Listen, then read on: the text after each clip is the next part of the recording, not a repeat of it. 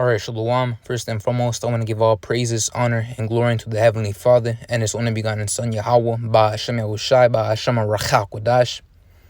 Double honors to the apostles and others at Great Moonstone who rule well and taught us this 100% truth.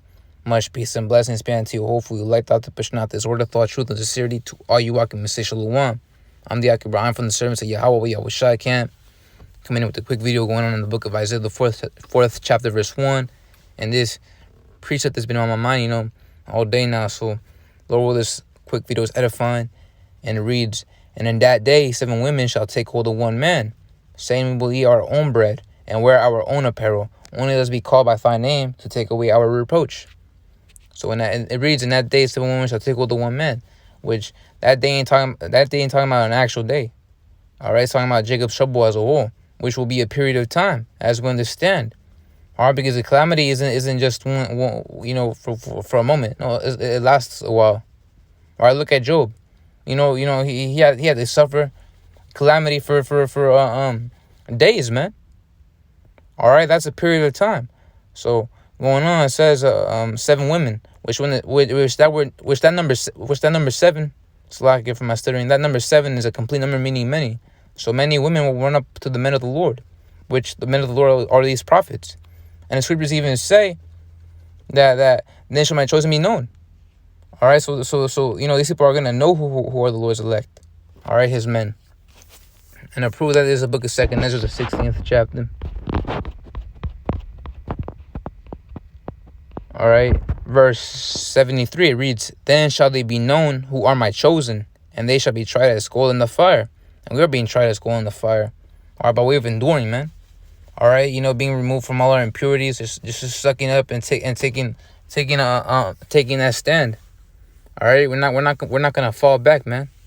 Or we're gonna have our feet, planted firmly into the ground. So going on back, it says, take hold of one man. All right, so this ain't talking about these tutors out here. All right, these tutors out here that know that they're Israelites but don't do shit, or they just stand in the back and continue, in their ignorance, partaking in the matters of this world. All right, the hell with you. You ain't gonna have 7 women. As a matter of fact, you guys are gonna be killed by the women. All right, because we understand, all right, that certain tactics that people will attain, given the fact that it'll be a survival of the fittest type of realm very soon. These people are gonna use, you're gonna have groups using women, to lure men and kill them. All right, and knowing how Jake is, man, very, very, very so-called sympathetic and very simpish. You guys gonna get caught, man, caught in that snare. So this man, all right, and this verse is really referring to the Israelite men in this truth, all right, the elect men. All right, and they're gonna know, man, who we are, because they're gonna see how well we've been maintained by the Lord, man. All right, scriptures even say how I shall feed my servants. All right, and Jake out here, they're literally gonna be animalistic as well, acting like Mad Max. All right, Fury Road. That's how wild they're gonna be. But the elect, we're gonna stay calm, man. All right. So going on, it says, "We will eat our own bread and wear our own apparel."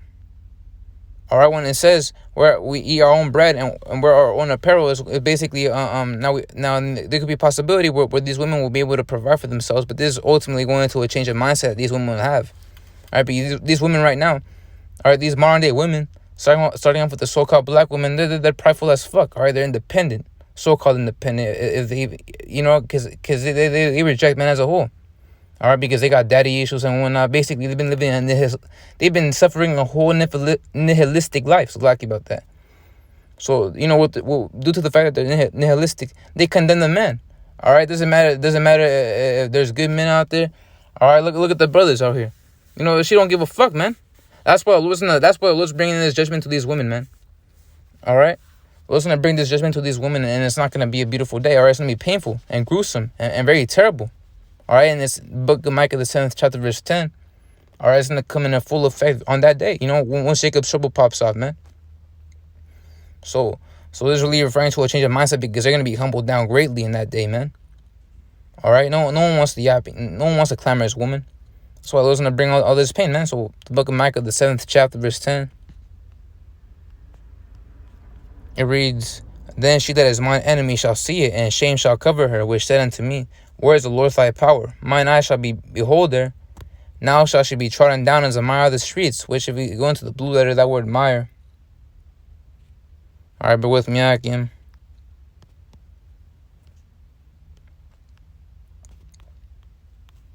Alright, that word mire means, or goes back to the Hebrew word sayat, or tayat, salakia, tayat, which means mud. Alright, clay, damp, dirt.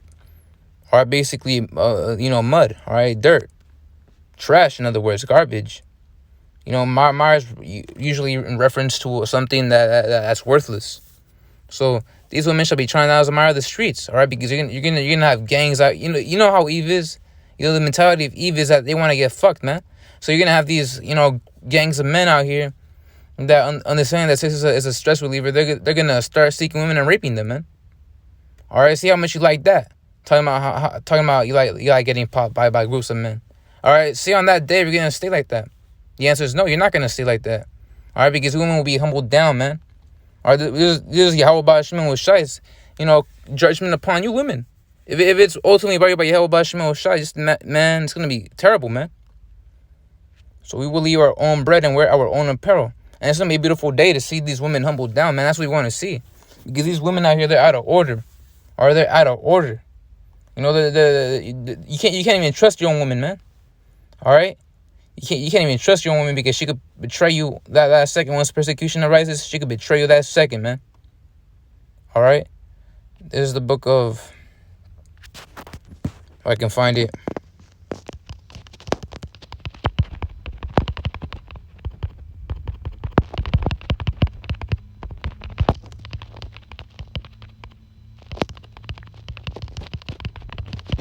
Bear with me, Akim. This is the book of Proverbs, the 21st chapter. The 9th verse, it reads, It is better to dwell in a corner of the housetop than with a brawling woman in a wide house. All right, no one wants to deal with the brawling woman, which that word brawl means to fight. All right, a querulous, rough, noisy fighter. All right, which quarrel doesn't necessarily have to be a fight. It also means an argument. So, these women out here, they have to argue a lot. So it's going to be a beautiful day to see these women humbled down. All right, so I just want to bring that point out. Only that they call by thy name to take away our... All right, so lucky about that, Kim. But what I wanted to say was that... All right, so lucky about that, Kim. I wanted to make another point, which is, the fact that, you got these biblical scholars and these commentaries. They always mention that the 4th chapter of Isaiah ain't in connection and reference to Isaiah the 3rd chapter, which they are, man. All right, they really are, because it's going to the judgments on these women. All right, from Isaiah the 3rd chapter verse 16 on down to verse 26, basically goes into the judgment, the Lord's on the future judgments and the previous judgments the Lord puts upon the woman. All right, Eve. So I wanted to bring out the Isaiah the 3rd chapter verse 25, going into why 7 women shall take hold of 1 man. Verse 25, it reads, Thy men shall fall by the sword. All right, because World War III is coming in, and we understand it's going to be the war to end all wars. So it's going to be the most gruesome, most terrible, basically worst battle we could ever be in. So, he's going to draft in hard. And with that being said, you're going to have, men from different ages, being taken over to the Middle East. And once you go to the Middle East, you ain't ever coming back, man. Or you're gonna die there. If you're destined to, if you're a 2/3 destined to be a soldier, you're gonna die in that war, man, never to return. All right, so that's gonna be a reason as to why you're gonna have a lot of women losing their men, a lot of men dying because of that sword. Which that sword is the modern day sword is a gun, all right, ultimately first and foremost. But you could also apply it to these missiles, all right, these explosives, and Esau here literally into that to the sword because that's his blessing.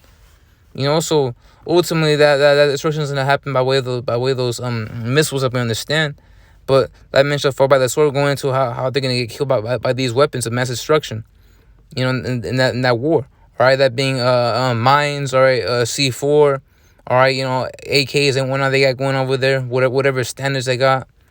But going on, it says, and thy mighty in the war, which we understand that word mighty basically means strong, and we understand it means the soldiers.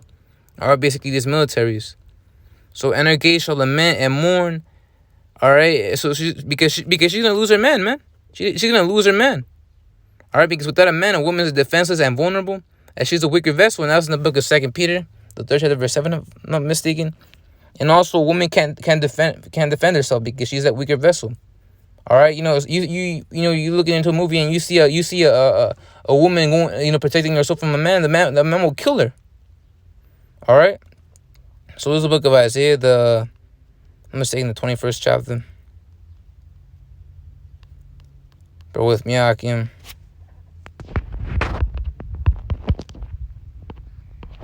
This is the book of Isaiah, the 32nd chapter, verse 2. It reads, "And the man shall be as an hiding place from the wind." All right, so we're gonna be a hiding place unto these women because they can't defend themselves. All right, they need a man. All right, especially on those days to come, on Jacob's trouble. "And a man shall be as an hiding place from the wind, and a covert from the tempest, as rivers of water in a dry place, as a shadow of a great rock in a weary land." So that's what we're gonna be. We're basically gonna be a tabernacle of safety to these women. So going back to the 3rd chapter, verse 26, it says, "In the gate shall lament and mourn." All right, because she'll be vulnerable in that day, man.